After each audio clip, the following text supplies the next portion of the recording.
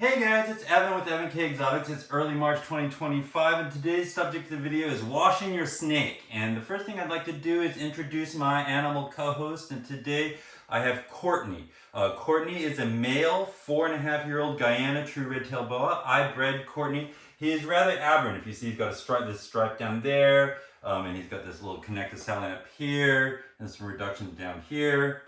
The other thing he has is, see how he's almost got like octopus tentacles? That is another sign of aberrancy. This is not the Kraken gene. This is not, I want to be clear, but the Kraken gene is a gene in boa imperator that does something similar with the sides where it makes almost like octopus suction cups on the side. That's actually why the Kraken gene is called the Kraken. But these are all just little general signs of aberrancy that I'll tell people. See how there's not a lot of like connectedness here, like the sawtooth in here, that's more normal.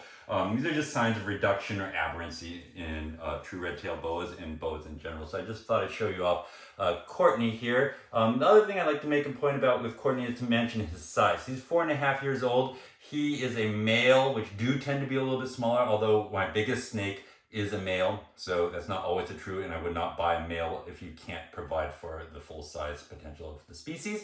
But the point being is he's small. He's 4.5 years old, and he's smaller than a female ball python. So I think that the growth rates of these animals is a little bit misunderstood, and I like to say that they are both bigger and smaller than people think. These are impressive animals, even the not like exceptionally big ones. An adult that's 6, 7, 8 feet is an impressive animal, but at the same time, if you're expecting to get to 6 feet in 5 years, that's not always going to happen.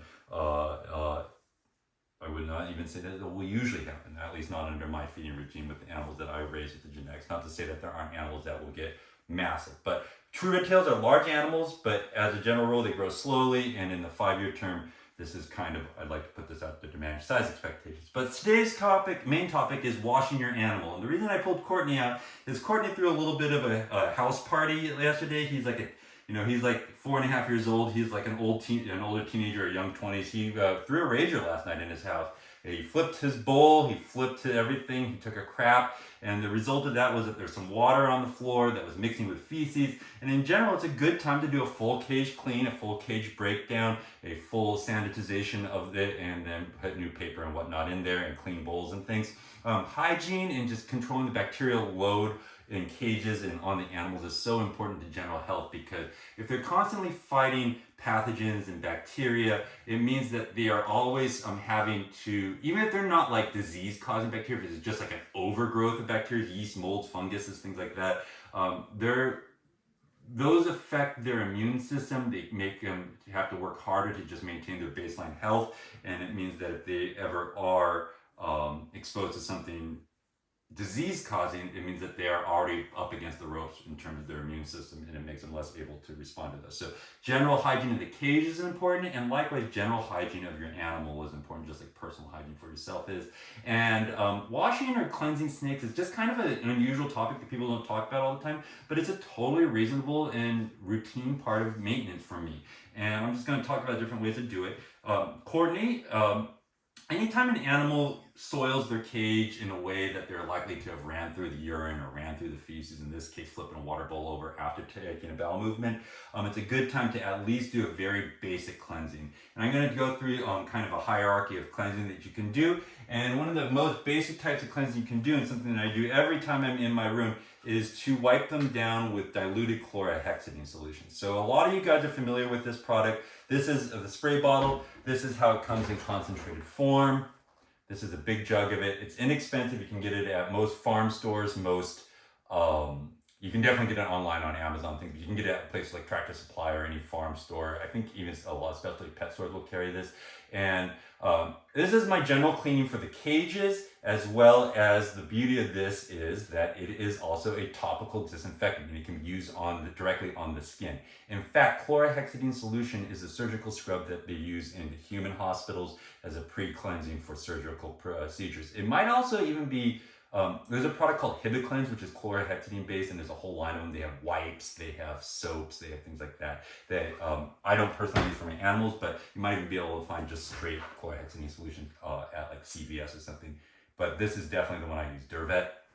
I dilute it 2 ounces to a quart into the bottle. Spray your cages, let it sit, and wipe them out to disinfect the cages. You can also spray down your animals. You just want to try to keep it out of their mouth and their eyes and things, but you can heavily spray them down, or you can wet a rag and wipe them down with that. And that's just that's just like a routine part of keep personal hygiene for these animals.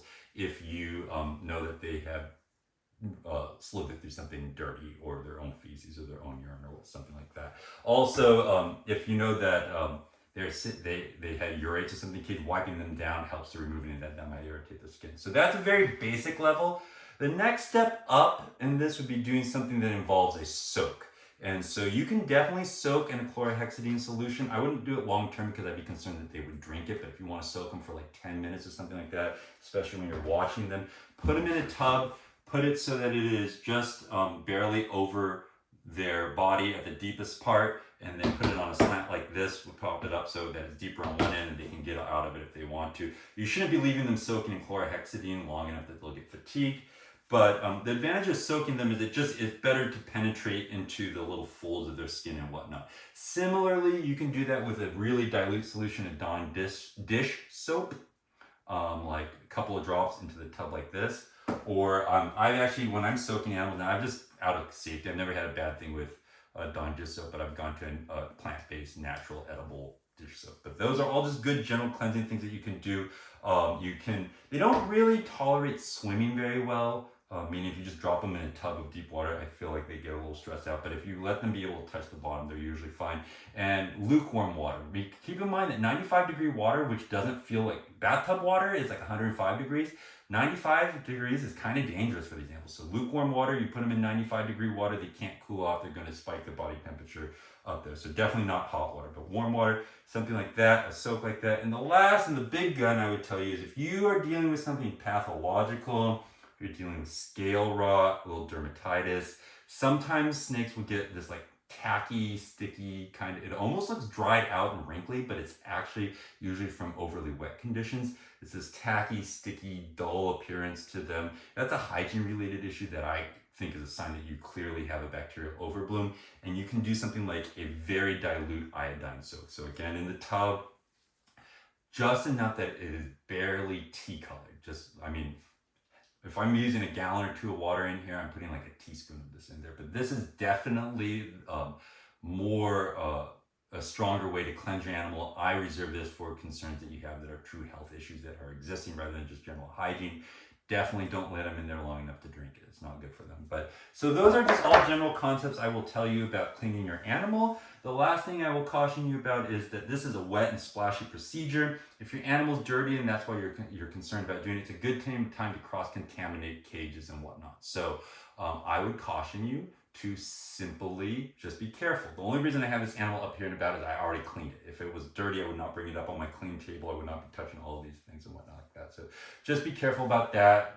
Deeply sanitize your tubs afterwards, things like that. So that's just a little bit of a tip about washing your snakes. I don't hear people talking about it a lot, but it's just a common and good practice in collections for general overall hygiene. I hope that helps you. Take care. Have a great day. Bye-bye.